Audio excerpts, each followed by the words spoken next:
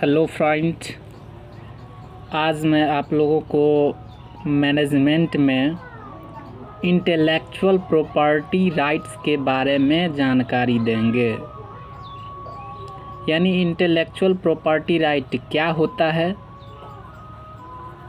उसके बारे में हम आज आप लोग को समझाने की कोशिश करेंगे। पिछले वीडियो में हमने बिजनेस के ओवरव्यू किया था और इसमें हम इंटेलेक्चुअल प्रॉपर्टी राइट यानी आईपीआर के बारे में हम डिस्कस करेंगे कि आईपीआर क्या होता है। तो बता दें आपको कि आईपीआर यानी इंटेलेक्चुअल प्रॉपर्टी राइट्स मीन्स होता है बौद्धिक संपदा अधिकार, यानी किसी भी व्यक्ति का जो अपना बुद्धि होता है उस बुद्धि का अधिकार। तो इंटेलेक्चुअल प्रॉपर्टी राइट को 5 भागों में बांटा गया है। सबसे फर्स्ट है कॉपीराइट, उसके बाद है आपको पेटेंट, फिर है आपको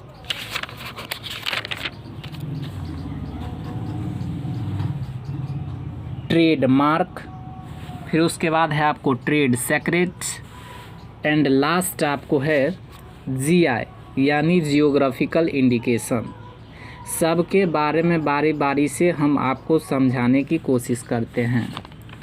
तो चलिए सबसे पहले चलते हैं कि इंटेलेक्चुअल प्रॉपर्टी राइट क्या होता है।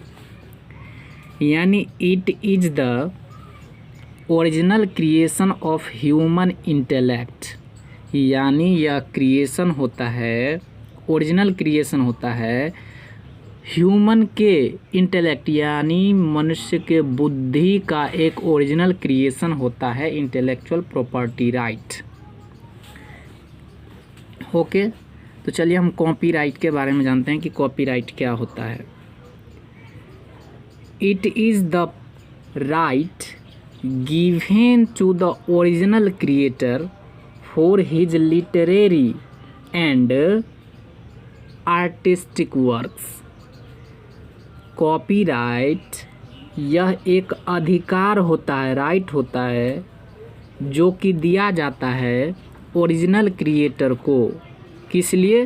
For his literary and artistic works, यानी उसके कोई लेख या कलाकारी के लिए उसको अधिकार दिया जाता है। Okay, Indian copyright act 1957 covers books, novels, painting, sculpture, music, software etcetera. Indian copyright जो लागू हुआ 1957 में लागू हुआ, यानी एक्ट हुआ, जो कि कवर करता है बुक्स, जो कि बुक लिखेगा ओरिजिनल क्रिएटर उसी को कॉपीराइट दिया जाएगा। उसके बाद नॉवेल्स, फिर पेंटिंग, स्कल्पचर यानी मूर्ति बनाने का कलाकारी, फिर म्यूज़िक लिखने का कलाकारी, उसके बाद सॉफ्टवेयर एट्सेट्रा। उसके बाद ये कॉपीराइट को रजिस्ट्रेशन करने का क्या प्रोसेस है?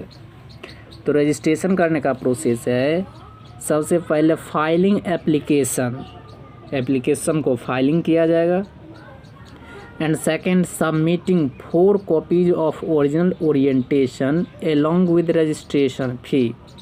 उसके बाद 4 कॉपी क्या होगा, ओरिजिनल ओरिएंटेशन को रजिस्ट्रेशन फ़ी के साथ सबमिट करना होता है।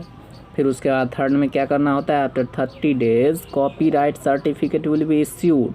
फिर 30 दिन के बाद क्या होता है, कॉपीराइट का सर्टिफिकेट इश्यू किया जाता है। Duration for a writer and artist, एक राइटर और आर्टिस्ट के लिए लाइफ टाइम होता है और या 60 ईयर्स डेथ या मरने तक होता है। फॉर गवर्नमेंट वर्क्स, गवर्नमेंट काम के लिए अप टू 60 ईयर्स तक होता है। कॉपीराइट समझ गए होंगे। उसके बाद पेटेंट के बारे में समझाते हैं। पेटेंट क्या होता है? It is the right given to the creator for his or her scientific creation. Patent भी एक अधिकार है जो दिया जाता है ओरिजिनल क्रिएटर को उसके साइंटिफिक यानी वैज्ञानिकीकरण करने के लिए दिया जाता है। पेटेंट जो एक्ट किया गया 1970 में एक्ट हुआ। ओके, इसको रजिस्ट्रेशन करने का क्या प्रोसेस है? At first filing application with in 18 months, यानी 18 मंथ्स के अंदर क्या होगा, हमको एप्लीकेशन को फाइलिंग करना होगा कोई भी पेटेंट के 18 मंथ से पहले। उसके बाद क्या होगा कि publication of application by office. उसके बाद क्या होता है, ऑफिस के द्वारा एप्लीकेशन का पब्लिकेशन किया जाता है। ओके, फिर क्या होता है थर्ड में प्रेग्नेंट अपोजिशन, यानी आगे से कोई अपोजिशन भी हो सकता है। For this purpose no fee taken by the third party, यदि कोई थर्ड पार्टी अपोजिशन कर रहा है कि यह पेटेंट मेरा है या इस तरह का है, इसका पेटेंट नहीं है, उसके लिए थर्ड पार्टी को कोई फी नहीं लिया जाता है। ओके, उसके बाद फोर्थ में क्या है, फाइलिंग फॉर एग्जामिनेशन, यानी reconsideration of the application, application का रिकन्सिडरेशन किया जाएगा एग्जामिनेशन के लिए। उसके बाद फिफ्थ में क्या है, डिसीजन बाय पेटेंट ऑफिस, फिर उसके बाद क्या होगा फिफ्थ में पेटेंट ऑफिस के द्वारा निर्णय लिया जाएगा। ये क्या निर्णय लिया जाएगा कि if the objections are is raised, यदि कोई थर्ड पार्टी ऑब्जेक्शन लगा रहा है, उठा रहा है बाय एग्जामिनिंग ऑफिसर्स के द्वारा, then the applicant will reply within 12 months, तब क्या होगा, एप्लीकेंट को फिर से 12 मंथ के अंदर रिप्लाई करना होगा। 6 नंबर में क्या है, एप्लीकेशन ऑफ ग्रांट, फिर क्या होगा, ग्रांट को एप्लीकेशन करना पड़ेगा, फिर उसके बाद पोस्ट ग्रांट होगा। ओके, तो पेटेंट यानी समझ गए होंगे आप लोग कि पेटेंट एक साइंटिफिक वर्क को क्रिएट करने के लिए एक अधिकार दिया जाता है, यानी सर्टिफिकेट दिया जाता है पेटेंट का। फिर आपको ट्रेडमार्क के बारे में समझाते हैं कि ट्रेडमार्क क्या होता है। इट इज़ द राइट, यह भी क्या है, एक अधिकार है, गिवन टू द क्रिएटर, जो कि क्रिएटर को दिया जाता है, व्हिच बिकम्स डिस्टिंग्विशिंग, जो कि भिन्न होता है, ट्रेडमार्क भिन्न आइडेंटिटी एंड डिस्टिंग्विश आइडेंटिटी, जो क्या होता है, करता है एक विभिन्न प्रकार, यानी एक भिन्न प्रकार का पहचान को बनाता है, उसे हम क्या कहते हैं, ट्रेडमार्क कहते हैं। और विभिन्न प्रकार के आइडेंटिटी को बनाने के लिए, पहचान बनाने के लिए जो अधिकार दिया जाता है उसे हम ट्रेडमार्क राइट्स कहते हैं। यानी यह अधिकार जो होता है किसी भी मार्क को, यानी आइडेंटिटी, डिस्टिंग्विशिंग आइडेंटिटी करने के लिए होता है। इट कवर्स नेम, यह जो कवर करता है नेम, यानी विभिन्न प्रकार का भिन्न प्रकार का name, sound, symbol, colour, size etcetera. यानी ट्रेडमार्क आप समझ गए होंगे कि किसी भी कंपनी या किसी भी चीज़ का एक अलग पहचान होता है, कलर का या सिंबल का या साउंड का या नेम का इत्यादि चीज़ों का। जैसे मैच क्रिकेट में आप देखे होंगे कि एक भिन्न प्रकार के, यानी डिस्टिंग्विशिंग